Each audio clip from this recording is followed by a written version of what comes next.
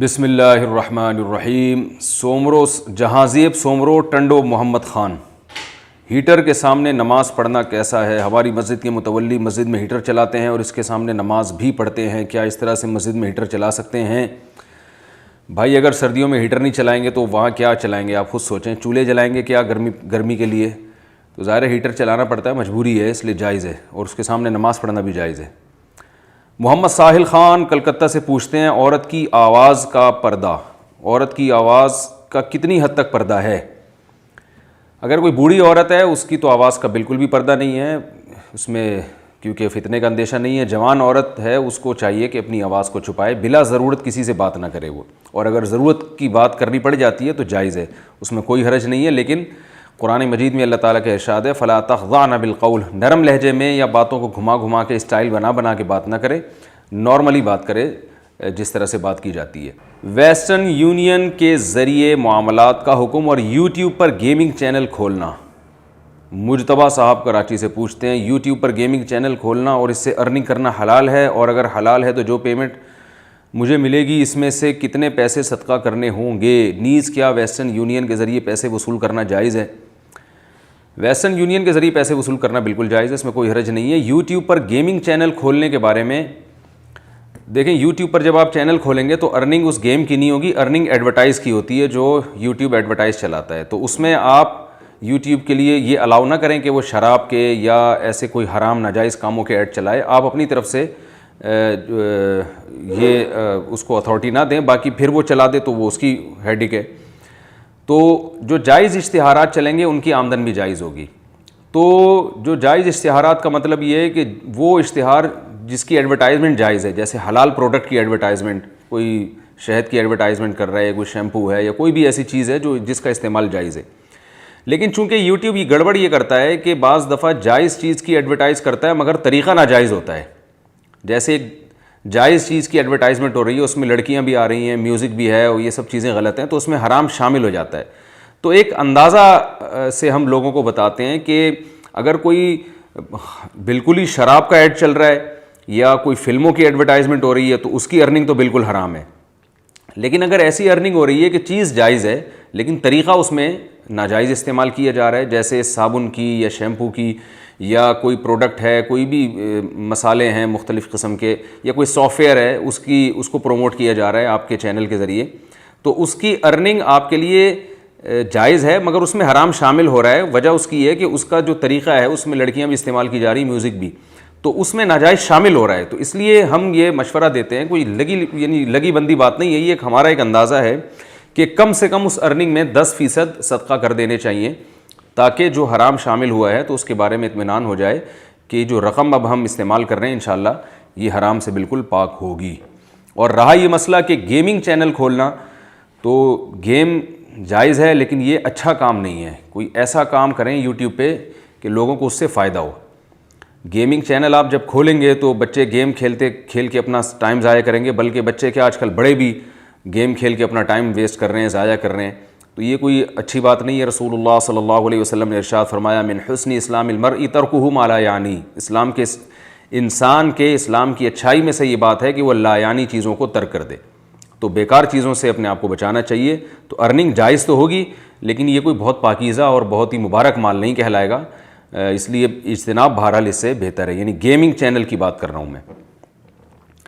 عمرے میں کیسا نقاب لگا سکتے ہیں؟ مسز عثمان ابو زیبی سے، میں عمرہ کرنا چاہتی ہوں، مکہ مدینہ میں اوقاف کی طرف سے بعض ٹیچرز ہیں جو حج اور عمرہ کرنے والی خواتین کو مسائل سمجھاتی ہیں، انہوں نے بتایا ہے کہ عمرہ میں وہی نقاب پہن سکتے ہیں جو عام دنوں میں پہنتے ہیں، البتہ اسے الٹا کر کے پہننا ہے، یعنی جو سلا ہوا حصہ ہے وہ اندر رہے گا اور بغیر سلا ہوا آگے کی طرف رہے گا۔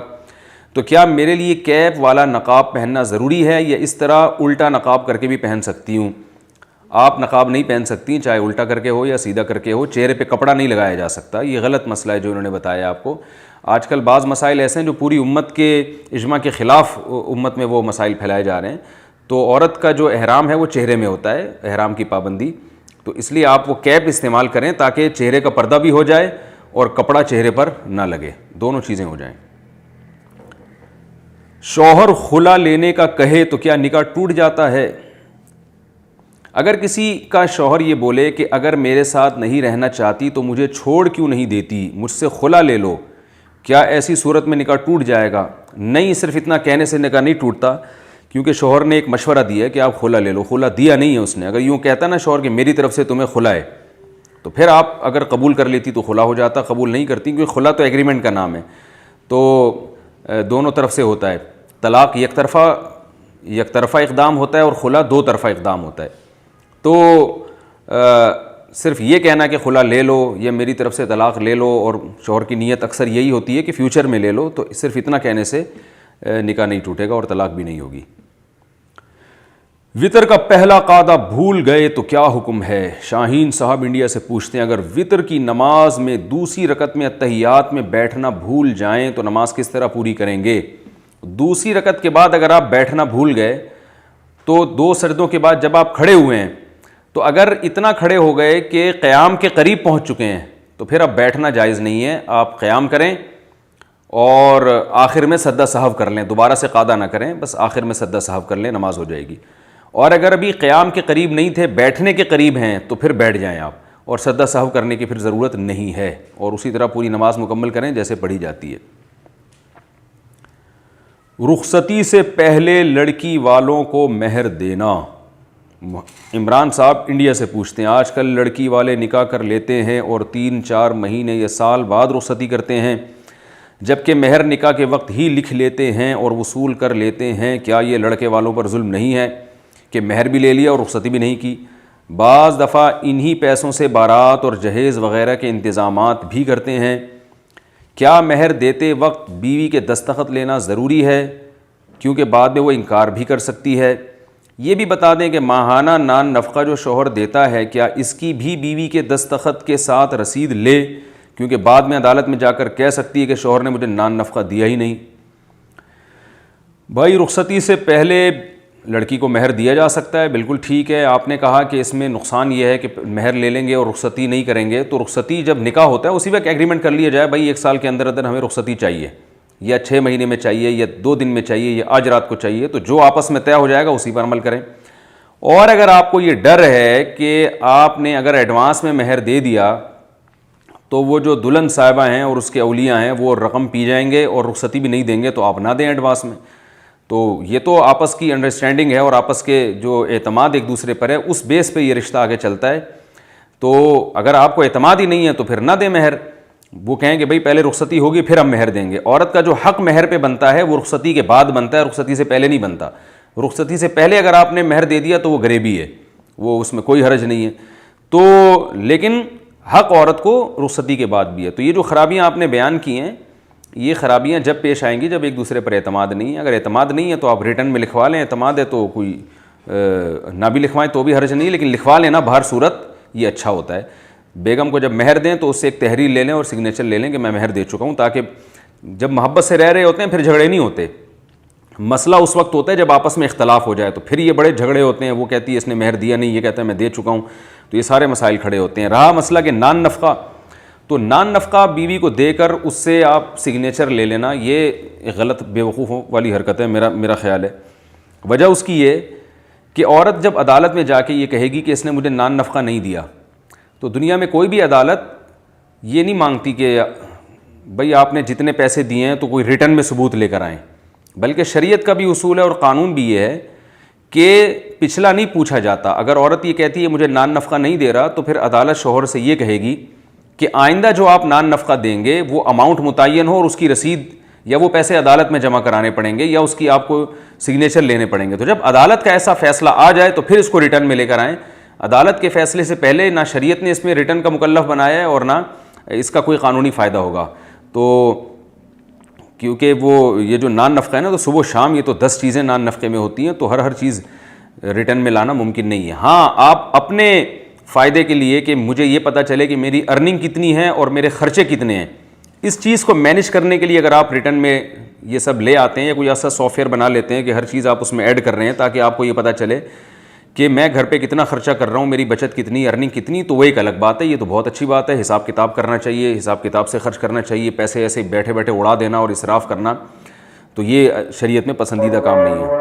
زبانی پلاٹ نام کرنے کا حکم. میرے والد نے اپنے انتقال سے پہلے کچھ پلاٹس لیے تھے جس میں سے کچھ اپنے نام کیے, کچھ میری والدہ کے نام کیے اور کچھ میرے نام کیے. والد کی زندگی میں میری ایک خالہ بیوہ ہو گئی تھیں تو والد صاحب نے اپنی زبان سے کہا تھا کہ خالہ کی صرف ایک بیٹی ہے اور کسی مرد کا سایہ نہیں ہے, تو میں اپنا ایک پلاٹ ان کو دینا چاہتا ہوں, لیکن اس کی کوئی لکھت پڑھت بھی نہیں ہوئی تھی. اب میری خالہ کا نکاح ہو چکا ہے اور اس بچی کا بھی نکاح ہو چکا ہے اور ہمارے تعلقات پہلے جیسے نہیں ہیں, تو اس بارے میں رہنمائی فرمائیں کہ اس منہ سے کہے گئے پلاٹ کا کیا حکم ہوگا. مسلمہ صاحبہ, کراچی سے. زبانی کلامی کہنے سے کچھ نہیں ہوتا. وہ پلاٹ ابھی تک والد صاحب ہی کی ملکیت میں تھا, اگر والد صاحب کا انتقال ہو گیا ہے تو وہ اس میں وراثت جاری ہوگی. اگر کوئی یہ کہتا ہے کہ یہ میری خواہش ہے کہ یہ فلاں کو مل جانا چاہیے, تو اس سے نہیں ہوتا. یا تو وہ وصیت کرے, اور وصیت کریں گے تو پھر ایسے شخص کے لیے وصیت جائز ہے جس کا پہلے سے وراثت میں حصہ نہ ہو.